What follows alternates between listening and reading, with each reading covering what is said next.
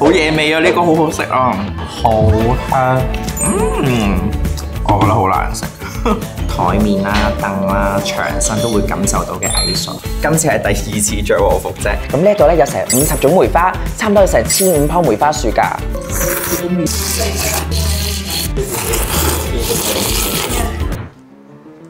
Hello， 又係我 To Do Chris。上一集嘅大阪之旅頭炮咧，我就帶大家去咗木津市場度食魚生同埋買水果啦。好多謝大家咁踴躍支持我上一條片，未睇嘅記得翻去睇啦。咁今次咧為咗可以着和服影寫真咧，我哋都特登安排咗京都1日遊嘅。咁通常嚟到京都都會去清水寺啊、金閣寺㗎啦嘛，係咪？但係咧我哋為咗排一間米芝蓮推薦嘅拉麵咧，係排到冇時間跑行程啊。今集咧我就帶大家去咗着和服先嘅，然之後咧就去食集味覺同埋視覺享受於一身嘅拉麵。最後咧，我仲要去埋北野天滿宮度賞梅添。咁究竟邊一間拉麵咁巴閉要我排成個半鐘呢？佢又值唔值得我哋等咁耐呢？想跟住我去京都玩嘅話，就記得 subscribe 我嘅 channel 同埋撳埋我嘅鐘仔啦。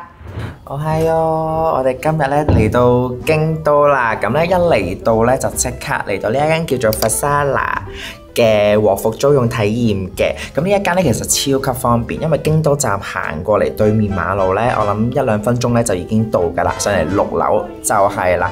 我諗住揀到呢套咧超快嘅，其實我人生應該着過。今次係第2次着和服啫。呢一間佛沙拿嘅和服體驗店，佢嘅地理位置咧真係冇得彈嘅，好適合一啲咧即日來回京都嘅遊客喺傍晚時分咧翻嚟還原和服咧，就可以即刻喺隔離度搭翻 JR 翻大阪㗎啦，咁就唔使趕頭趕命啦。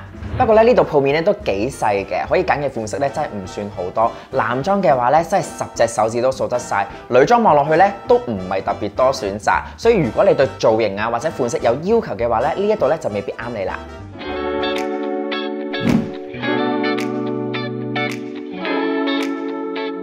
好啦，我哋着完和服嚟到嘅第一站咧，就係嚟食呢一間今年咧獲得米芝蓮推薦嘅全素食拉麵啦，就係叫做 Vegan Uzu Ramen。咁呢一間咧最特別之處咧，就係佢裏面嘅裝修咧係同 teamLab 合作嘅。咁 teamLab 大家都知道佢嗰啲投射啊、啲花啊、嗰啲環境啊超靚啦。咁呢一間嘅裝修咧係好特別嘅，因為咧呢間餐廳係想客人食嘅時候咧可以享受個藝術啦，亦都可以享受到佢嘅食物。咁而佢嘅湯咧特別之處就係當然係純素啦，但係咧佢就用咗日本菇同埋昆布咧熬咗12個鐘頭出嚟嘅。咁佢嘅麵咧係用北海道嘅麵粉整出嚟嘅。咁全部嘢咧都係全vegan嘅，所以好期待呢一個米芝蓮推薦嘅拉麵係點啦。咁我哋而家咧12點鐘啱啱嚟到啦，我哋搭巴士嚟到，其實行過嚟好快嘅啫。咁就大約有10個人左右啦，我哋等咗都半個鐘，都未入到去嘅。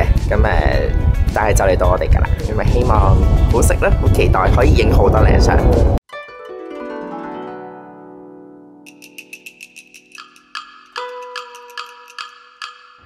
咁我哋等咗1個鐘頭之後咧，終於都入到嚟食啦。你見到後面嗰個藝術嘅裝置咧，其實就係黑同埋白啦。咁就係佢哋 teamLab 成立嘅時候咧，已經想做嘅一個藝術嚟嘅，就係想展現書法毛筆嗰個 strokes 嘅力度啦。其實係你會見到佢一時就順時針，一時逆時針，其實係冇分嘅，因為呢個佢係想呈現一個喺台面啦、凳啦、牆身都會感受到嘅藝術啦。咁所以就係一個 three dimensions 嘅一個藝術裝置嚟嘅。嚟到咧，其實有個規則嘅，就係咧，你一定要嗌1碗麵同埋1杯嘢飲至少。咁我哋就梗係唔係淨係嗌1碗麵同1杯嘢飲啦。咁我哋咧就嗌埋佢嘅小食咧，就係呢一個腐皮卷啦。咁呢個腐皮卷咧，裡面咧就會有啲花生醬啦。咁但係咧，我見到有我好驚嘅嘢就係紫蘇葉啦，但我都會食嘅。試下先。個紫蘇葉味其實係唔濃嘅，我接受到，因為佢裏面有 wasabi 啦，同埋有花生醬，所以花生醬個味已經係完全蓋過咗紫蘇葉我好憎嗰個臭味，所以呢個我中意食喎。雖然咧入面咧我唔知道係佢用咩素材去打造成啦，咁但係一個好香濃嘅味道嚟，佢唔係甜嘅，當然佢有花生醬嘅少少甜味，係整體嚟講佢係一個鹹嘅小食嚟嘅。咁出面個腐皮卷好滑啦，好幼嫩咯，所以其實成個卷都好食嘅。咁我點埋個花生醬先。咁你見到咧隔離哥哥咧好努力咁樣捽緊張台啦。咁其實咧喺等位嘅期間咧，我哋點解要等咁耐咧？因為成間餐廳咧淨係可以坐16個人啦。咁然後每一台走咗之後咧，佢哋就要用，因為每一個人個位咧都係塊玻璃嚟嘅，咁佢哋就要好努力咁樣去捽啦，捽到塊玻璃完全係最平滑、最靚，一啲指毛都冇嘅，咁先至會俾人入座。因為要享受成個 experience 咧，就一定要靠塊玻璃都有個反射咁樣咯，係一個好高要求、好盡責嘅一個 service 一個體驗啦。咁我試埋呢一個點咗花生醬先。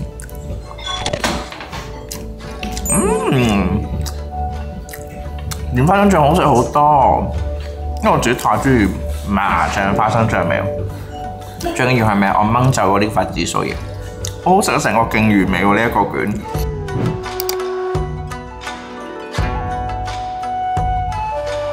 好啦，咁咧我就嗌咗呢個醬油味嘅拉麵啦。咁咧佢上面咧就有一大嚿番茄嘅。咁啱啱咧侍應哥哥嚟到嘅時候咧，佢就要溫馨提示啦。咁因為咧佢就話咧記得要食咗一半先，唔好食個番茄住。食咗一半啦，咁你個麵得翻一半嘅時候咧，你就咧將用羹啊、用筷子啊攪爛個番茄，咁咧你就可以一次過食到2個風味啦。啱啱咧已經偷步咧飲咗嗰個醬油嘅湯底啦，好香。因為咧佢係冇用到任何嘅動物成分，所以咧係唔會有動物嗰種好肥嘅油膩感咯。咁但係咧佢有昆布啊，有醬油啊，有菇啊，成日真係飲到菇嘅香味咯，所以好好食。試埋個麵先。個麵咧係帶咬口嘅，有少少煙韌感嘅，又唔會好硬咯。咁佢係偏粗少少，就唔係中華拉麵啊，亦都唔係純白色幼身嗰隻拉麵嚟嘅。啱啱咧我就攪爛咗個番茄，撈埋落去個醬油湯度，睇下個湯底有咩分別先。整體個味道咧，其實又唔會話食得出好大分別嘅，味蕾嘅感覺多咗重咁樣咯，多咗甜酸同埋多咗 refreshing 嘅感覺。咁我會中意攪爛咗個番茄，因為再 fresh 啲。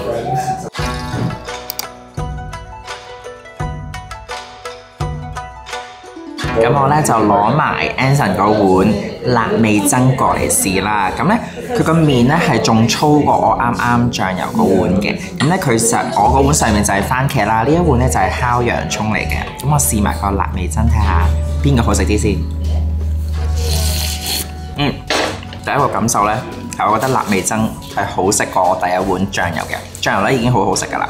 如果你想食好濃味、好野味嘅話咧，辣味噌呢一個咧係個味道再突出好多，同埋有特色好多啦。因為佢好少喺日本拉麵我會食到呢一個辣嘅香味嘅感覺咯。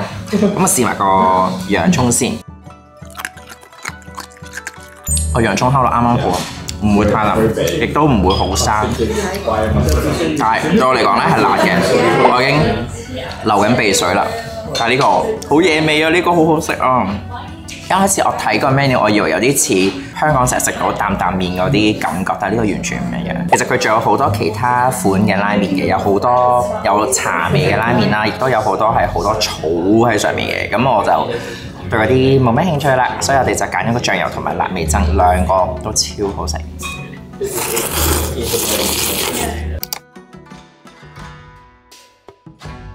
我哋咧仲除咗啱啱嗰個腐皮卷同埋拉麵咧，我哋仲嗌咗一個佢哋嘅鴨壽司啦。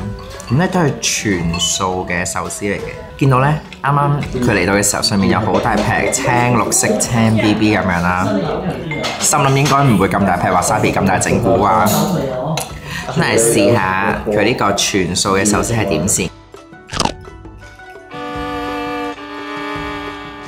真係咧都幾大劈wasabi，但係咧佢好大塊紫蘇葉，我覺得好難食，好大塊紫蘇葉，超難食，冇乜特別咯呢個壽司可以唔使嗌，除非你好中意紫蘇葉。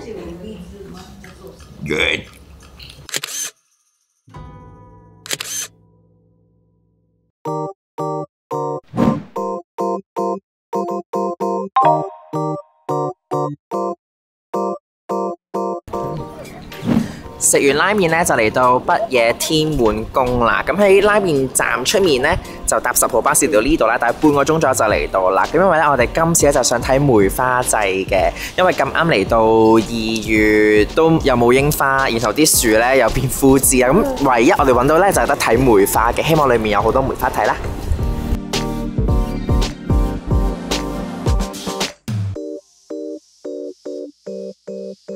北野天滿宮入面咧就有10幾座牛石像嘅，相傳咧如果善信身體入邊一 part 唔舒服嘅話咧，只要摸下自己嘅患處，再摸下牛石像同樣嘅位置咧，就會好返噶啦。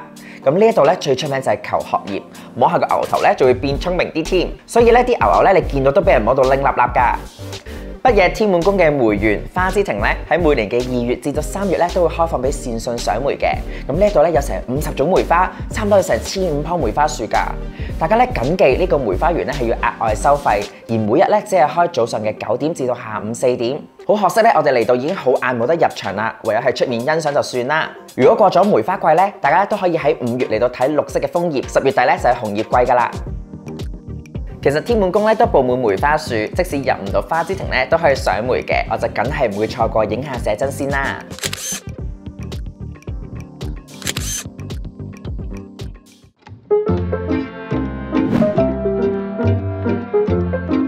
係人咧都知道我係勁迷信嘅神婆嚟嘅，難得嚟到梗係要入嚟神社參拜同埋求籤啦。估下我個願望係咩？就係大家快啲 subscribe 我個 channel 啊！係咩啊？大吉啊！運勢，運勢日日到來喎，幸福日日到來啊！冇衰運，我就睇啲漢字睇唔明，我要留低，然後用 Google Scan 或者問 Hester。如果大家抽到空籤嘅話咧，都唔使咁擔心㗎，可以綁翻喺神社度祈求逢凶化吉。總括嚟講咧，今次呢個京都一日遊咧喺預時間上咧真係大 fail 啊！我哋揀和服又揀耐咗啦，排拉麵咧又估唔到要排咁耐啦，搞到我哋趕唔切入去梅園賞梅咧，係真係有啲遺憾嘅。所以咧，今集咧係一個錯誤示範嚟㗎，大家喺安排行程上咧一定要預鬆啲啊！講翻呢一日嘅主角先啦，咁呢一間米芝蓮推薦嘅 Vegan Uzu Ramen咧，我覺得係值得大家嚟感受下嘅。如果10粒星嘅話咧，我會俾7.8粒星啦。嘢食咧90%以上咧都好好食㗎啦。其實咧我係一個食肉獸嚟嘅，起初咧我都好擔心咧全素拉麵咧會唔會好寡嘅咧？咁但係咧真心佢嘅拉麵同埋小食咧都俾到好大驚喜我嘅，而且咧店鋪裏面嘅裝修咧喺第二度真係感受唔到，而且成個用餐嘅流程咧都好有儀式感。因為咧我哋就唔係第一次嚟京都啦，所以咧其實我哋就冇乜壓力話一定要好長一日行晒所有行程嘅，反而咧排下隊食下呢間拉麵咧感覺係幾新鮮添。如果咧你哋留喺京都會2至3日嘅話咧，我就好推薦大家一定要過嚟試啦。希望你哋中意我今條片嘅介紹啦。下一集咧，你哋想睇我喺大阪嘅美食之旅啊，定係想睇我大阪嘅戰利品分享呢？歡迎喺下面留言話俾我知。我哋下次再見啦，拜拜。